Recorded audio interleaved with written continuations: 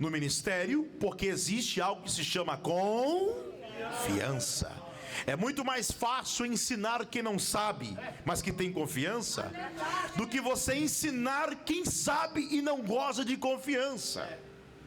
Isso aqui é extremamente importante. E por que é que eu estou trazendo esses pontos antes de nós fazermos um exame do texto que nós lemos? Porque são princípios que estão implícitos aqui. São princípios que, ainda que não estão descritos, estão implícitos dentro das características destes homens, para a qual foram escolhidos para o trabalho de servir. Se você não sabe, precisa saber. E se você sabe, relembre agora, fortaleça isso agora. Dos atos mais nobre, que goza de mais alto nível de confiança, é servir. Aleluia! Vou dizer a você, uma certa vez mamãe e papai começou a discutir um assunto, muitos anos atrás, e de repente meu pai estava cheio de marra, e ele disse algumas palavras, e a minha mãe olhou firmemente para ele e disse assim: você diz isso com muita convicção para alguém que te serve comida no prato, para alguém que coloca água no seu copo e você nem confere e bebe. Em outras palavras, ela estava dizendo: você fala muito para alguém que te serve, porque você só tem coragem de comer a comida sem conferir e de beber a água sem analisar, de alguém que você confia. Meu Deus, é forte mesmo. Então não é qualquer pessoa que servirá, se não gosta do quê? De confiança. Esse é um dos cargos mais altos, porque ocupa as posições mais altas. É o servir. É o servir. Por isso que no reino de Deus, Deus não escolhe ninguém para ocupar posições altas.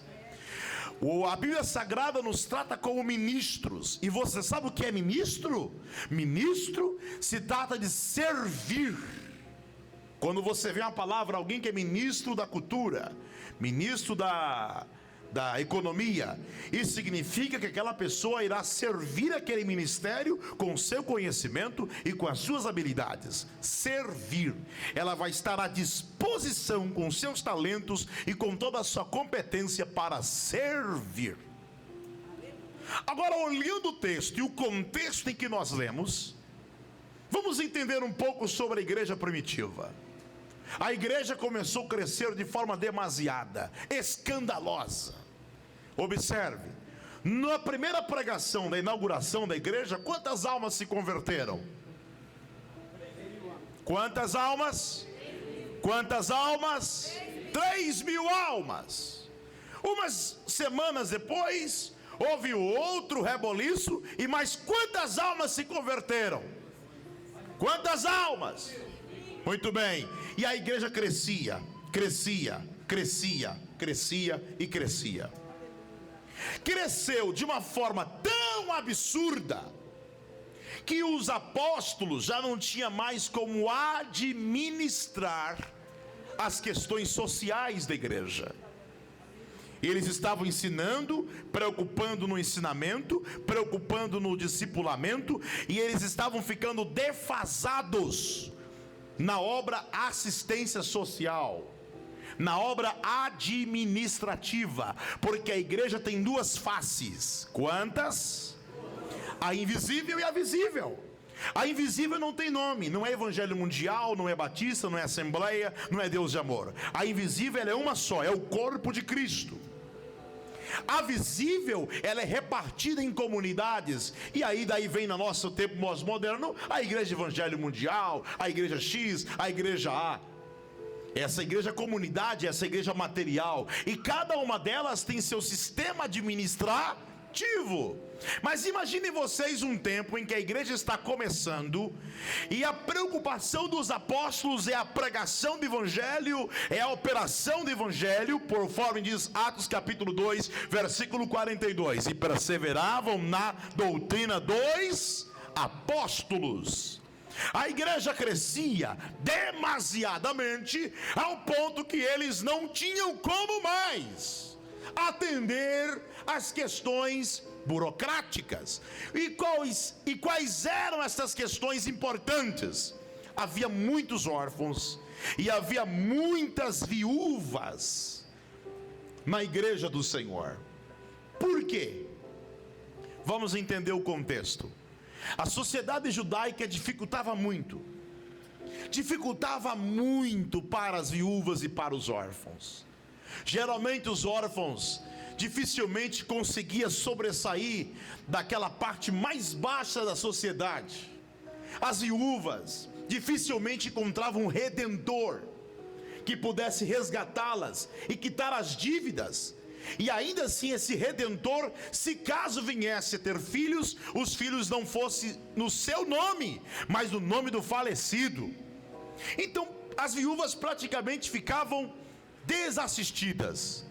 Mas com o crescimento da igreja, uma igreja que é uma comunidade que naquele momento começa a quebrar barreiras, é uma comunidade que separa, que não há mais divisão entre servos e senhores, entre homens e mulheres. Essa igreja começa a colher, e ela começa a crescer de forma tão demasiada, que as viúvas encontravam naquela comunidade dos nazarenos refúgio, acolhimento. E a igreja não só crescia com o ensinamento da palavra, mas com o partir do pão. Havia o partir do pão entre eles, de modo que os mais ricos entre eles, isso não era por espontaneidade de pressão, mas era por livre voluntariedade. Os mais ricos entre eles repartiam tudo que tinha entre os mais necessitados. E a Bíblia diz, Lucas relata em Atos, que nenhum deles passava necessidade. Então vocês imaginam o crescimento dessa igreja? Que não cuidava só da parte espiritual, mas da parte assistencial. Lembra de Barnabé, que era chamado de filho da consolação? E com esse crescimento, os gregos, que também passaram a se converter, começaram a ver esta falha, porque o crescimento era absurdo. Para vocês terem uma ideia, em menos de 30 anos, após o avivamento no Pentecoste, em Atos 2, em menos de 30 anos, aonde havia uma província do Império Romano, já havia um cristão convertido. Eles não tinham Facebook, eles não tinham televisão, eles não tinham rádio. Pergunto a vocês, qual era o método? Poder de Deus.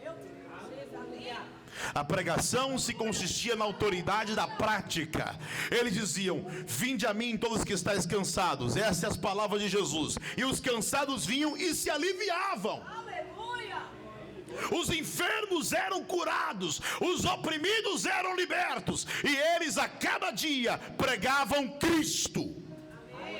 Não falavam de outra coisa a não ser Cristo. Então os gregos começaram a murmurar e diziam, vocês pregam alívio, vocês pregam salvação, vocês pregam a caridade, vocês pregam partir do pão, a doutrina de vocês prega igualdade, mas as viúvas e os órfãos estão desassistidos. E agora, esse trabalho era tão importante que não era qualquer pessoa que podia fazer esse serviço, somente os apóstolos é que faziam isso. Por quê? Porque era um trabalho que eles consideravam algo que fosse tão igual a Cristo, que ao cuidar de uma viúva e ao cuidar de um desassistido, de aquele necessitado, eles entendiam que eles estavam fazendo como Cristo fez. Por isso este serviço e esta função não era qualquer um que poderia executar. Mas e agora? Com o tamanho da comunidade, cristãos por toda parte, como é que eles vão ter que fazer isso? Eles não podem escolher qualquer pessoa. Não é qualquer pessoa que vai ocupar esta posição. Não é qualquer pessoa que vai ocupar este cargo. Meu Deus! Então eles estabelecem um crivo e a comunidade vai escolher. Qual é o crivo? Primeiro, boa reputação. Diga bem forte comigo, boa reputação. Boa reputação. Segundo, cheios do Espírito Santo. Terceiro, sabedoria. Olha só qual foi o método como eles pediram. Vocês escolhem entre vocês. O crivo é esse. Meu Deus. O crivo está aqui. E vocês escolhem. Por quê? Para que não haja conveniência. Olha aí. Para que não haja apadrinhamento politiqueiro. Porque se tem alguém que conhece o outro, é aqueles que convivem entre a comunidade. Deus, aleluia. Quem dá testemunho de mim, além da pessoa que convive dentro da minha casa, é aqueles que andam e convivem comigo. É a comunidade onde estou inserido. Escolham entre vocês. Se fosse hoje na pós-modernidade, o crivo é: puxem a capivara. Eita, Deus, aleluia. Vê como está o nome dele no cartório. Aleluia. Vê como está o nome dela no SPC e no Serasa. E eu digo algo para vocês, embora isso é muito difícil no país em que estamos inseridos. Hoje existem 73 milhões de pessoas com nome negativadas. E boa parte dessas pessoas que estão com nome negativadas não é porque elas são mau caráter.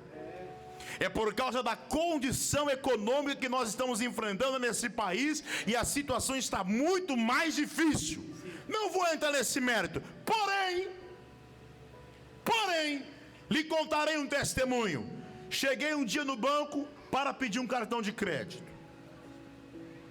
E eu descobri que a pessoa que casou comigo, a minha querida e amada esposa Ludmila, tinha uma dívida no banco, que não foi ela que fez. Foi um parente que fez a dívida. Essa dívida era muito alta. O problema é que estava no nome dela e prejudicou. Só que o fato dela ter casado comigo prejudicou a mim e eu não consegui um cartão de crédito. Chamei a pessoa da família e chamei ela e disse: parcele, negocie, divida em 500 mil vezes, mas limpe o nome. Aleluia. Silêncio sepulcral. Escolhei dentre vocês. Vê lá quantos casamentos teve, por que divorciou, por que casou de novo, Eita, Pai. por que que não relaciona mais com o filho, com a filha, quanto tempo não tem amizade com a família. Eita, Jesus. Procure saber, Sim, meu Deus. porque vai ocupar uma posição de importante negócio. Jesus, aleluia. Quem está comigo no ensinamento? Dá uma olhadinha para alguém e diga assim: segura aí, segura aí. Continua aqui, Jesus. Muito bem. Glória a Deus. Escolhei dentre vós. Nós estamos enfrentando uma crise muito séria. Recentemente gravei uma postagem muito importante, exortando a igreja, exortando os pastores, exortando aqueles que amam a pregação e a sã doutrina. Porque hoje qualquer pessoa, pastores, vão em uma gráfica, imprimem uma carteirinha e diz: eu sou pastor. Entra em nosso meio e fala qualquer abobrinha e ganha crédito. É verdade. E nós precisamos ter zelo com isso. É, meu Deus. Precisamos saber quem é que colocamos em nossa mesa. Precisamos saber quem é que convidamos para entrar no lugar mais sagrado, que é o nosso lar. Eita, Jesus, é forte. Meu Deus. Não é qualquer pessoa que entra na sua casa. E eu estou falando de forma metafórica, porque assim como é a nossa casa, o nosso lar, também é a igreja do Senhor. E quando falo igreja do Senhor, não falo para a salvação, falo para o exercício do ministério. É, meu Deus. Quem está comigo ainda? É escola bíblica, irmão. Escola bíblica de obreiros, não é congresso e não é culto de avivamento, é escola bíblica. Então isso é extremamente importante. Aleluia. Escolhei dentre vós Agora, primeiro crivo, de boa. Vamos lá, bem forte, de boa. O que é boa reputação? Ele chegou ontem na cidade. Não se dá para avaliar. Ele chegou ontem na vizinhança. Não se dá para conhecer. Sabe como nós conhecemos a reputação? Não é em tempos de riqueza. Não é enquanto os congressos estão em alta.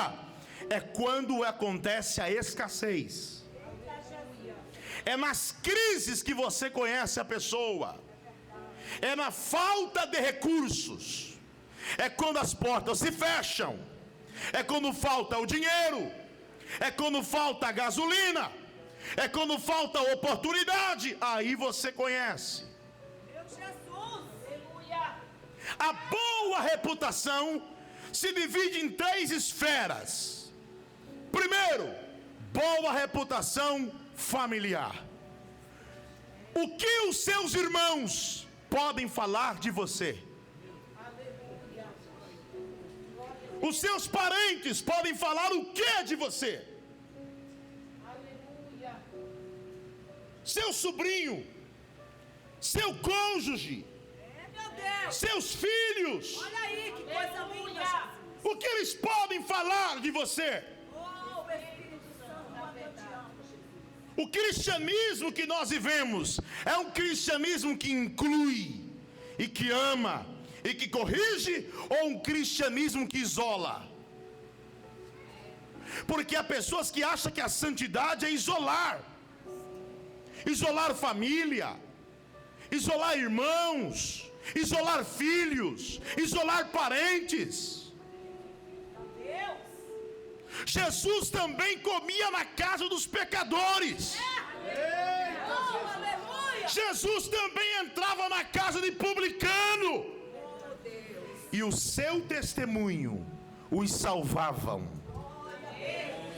Quem está comigo no ensinamento? Então diga como exército vitorioso: boa reputação na família. Vamos dar uma provocada em alguém aí? Aleluia. Dá uma cutucada, pergunte aí: quem é você na sua casa? Pergunta. Se for esposa.